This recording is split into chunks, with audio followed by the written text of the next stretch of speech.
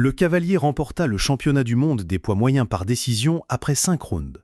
On s'attendait à ce que Wolf King l'emporte rapidement au premier ou au deuxième round, tandis que Nanfei s'appuierait sur son endurance au troisième, quatrième et cinquième round. Contre toute attente, Wolf King offrit à Dax Sinou 5 rounds de cascade, intégrant même des techniques de décontraction des hanches. Cette scène laissa le public épuisé, tant l'attente était intense. Tout le monde attendait avec impatience la charge de la hache à 3 dents de Wolf King contre le poids de Dax Sinou tel un rhinocéros. Les deux adversaires s'affrontèrent furieusement sur les barrières de sécurité. Au final, les deux joueurs passèrent la majeure partie du match sur un rythme très lent. Ce contraste saisissant laissa le public épuisé avec le sentiment d'avoir été trompé. Leur niveau de jiu-jitsu correspondait exactement à ce que j'avais analysé ces 3 derniers jours. Les compétences de jiu-jitsu de Roilou atteignaient le niveau d'une super ceinture noire, tandis que Dax Sinou était encore ceinture blanche. Bien que Dax Sinou, ses capacités de combat soient celles d'une ceinture noire, sa force lui a permis de vaincre de nombreuses ceintures noires. Cependant, face à Roilou, ceinture noire, l'écart de puissance n'était pas si grand. Chaque mouvement de Dax Sinou était prévisible, le laissant sans appui pour se relever. Au premier round, Roilou se jetait encore précipitamment au sol. Au premier round du combat, il sentit la puissance de Dax Sinou et le Roilou fut instantanément stupéfait. Il commença à mettre en œuvre le deuxième plan qu'il avait évoqué avant le match, conserver son énergie et rechercher un contrôle plus stable. Il prit la croix et commença à frapper Dax Sinou. Nouveau Taureau recevait un traitement à la tête et explorait le melon. Pendant les 3 premières minutes, Big New Bull était totalement sous le contrôle de la croix, lui laissant peu de recours. Cependant, dans les 2 dernières minutes, Big New Bull avait déjà échappé à la croix et fut contraint de défendre.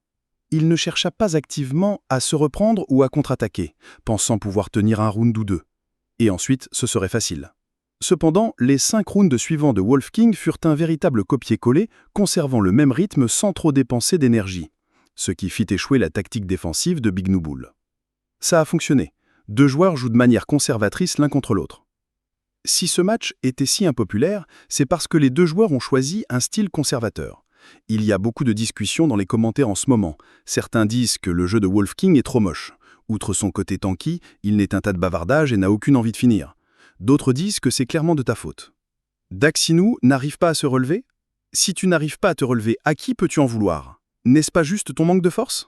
En fait, avant le match, Dax Sinou pouvait encore se relever en s'efforçant, mais il est sujet aux backslams. Sinou, craignant les coups, se défendit passivement depuis le bas. Il pensait que le Roilou s'essoufflerait après 2 rounds. Il s'avéra que le Roilou était si faible au 5e round qu'il ne parvenait même pas à soulever la boule. Du coup, Sinou ne put se relever dans les derniers instants. À 10 secondes de la fin du premier round, Sinou tenta lui aussi de se relever et il y parvint. Cependant, la capacité du Roilou à riposter puis à le projeter 2 fois était trop forte, si bien que la remontée de Sinou ne fit pas de vague. Si Sinou avait juste, après avoir échappé au cross, les 2 minutes restantes furent dédiées à se relever frénétiquement. Cela aurait dû drainer une partie de l'énergie du Roilou. Risque et récompense coexistent. Il a choisi d'être conservateur, ce qui serait récompensé par le conservatisme. Au premier round, le Roilou a terminé son massage crânien et a ressenti une tension dans sa tête. Au deuxième round, il a commencé un massage des pieds, relâchant frénétiquement les muscles des hanches de Dax Sinou pendant 5 minutes. Au troisième round, Dax Sinou a finalement porté un coup de poing et a été immédiatement projeté au sol. Cela faisait que 10 secondes et il était de nouveau surveillé. S'agit-il d'un combat, d'un massage crânien ou d'un bandage? Le service est un peu trop unilatéral. Pendant 3 rounds, les 2 hommes se sont battus pendant 40 secondes, dont environ 30 secondes pour tester leurs limites. Est-ce ridicule? Au 4e round, Nanfei a tenté de se relever plusieurs fois, mais il était immobilisé depuis 3 rounds et épuisé. Ses mouvements étaient déformés et cette fois, il n'a pas vraiment pu se relever. À 1 minute de la fin, l'arbitre a forcé les 2 hommes à se relever. Il ne voulait pas le voir. La principale raison de ce concours de massage était les huées du public. Le combat avait déjà commencé. Avant, tout le monde huait Nanfei et maintenant, c'est le Roilou qui est hué. Il venait de se relever et fut plaqué au sol par Nanfei. Il contrôla le combat pendant 5 minutes au 4e round.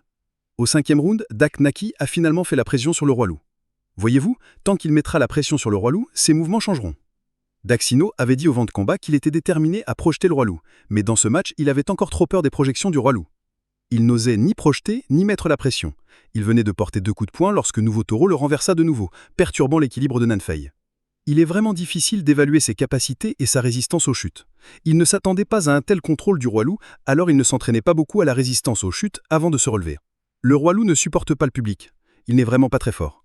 Il a passé 3 minutes des 25 minutes du match à tester sa force.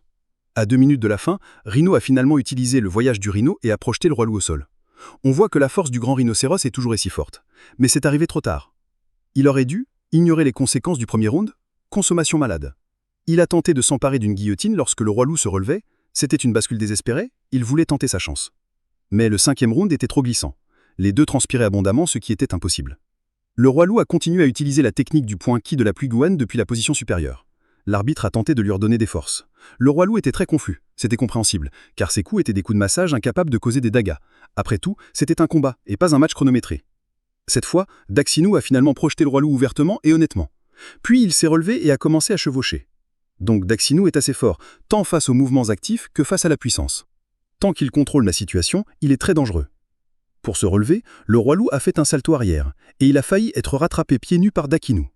Mais sa barbe était trop fournie et surtout, son odorat pour échapper à un salto arrière était trop développé.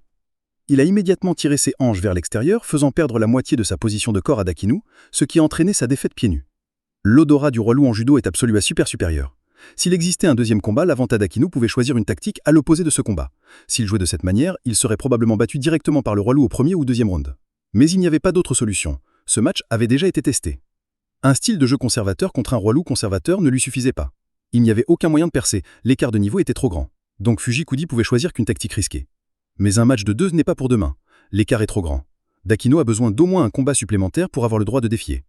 Je ne m'attendais pas à ce que Wolf King ne combatte toujours pas. Il réagit toujours avec une telle panique lorsqu'on le défie. Précédemment, comme ils avaient fait sa transition tardive, commençant les arts martiaux mixtes à 23 ans, sa réticence au combat était compréhensible. Mais je ne m'attendais pas à ce qu'il soit aussi réticent au combat à 31 ans. C'est un peu inattendu. De plus, comme je l'ai déjà dit, il a un talent de combattant assez élevé. Ses coups sont puissants, sa vitesse est rapide, et ses avant-bras sont longs, ce qui le rend très adapté au combat. Cependant, sa puissance de combat d'aujourd'hui n'était pas aussi élevée que je l'espérais. Quant au fait que le roi loup ait combattu les 5 rondes. Prouvant son endurance, sa performance des 2 dernières minutes a prouvé que son endurance posait encore un problème. Il est resté allongé sur le rhinocéros pendant 5 rondes, et celui-ci était clairement à bout de souffle. Mais, dans les 2 dernières minutes, l'endurance du rhinocéros était encore meilleure, ce qui démontre clairement que le roi loup souffre encore de sérieux problèmes d'endurance. Cependant, il a maintenu une répartition d'énergie très équilibrée tout au long des 5 rondes, évitant ainsi de lacunes. Par conséquent, l'endurance restera la plus grande avancée du roi loup à l'avenir.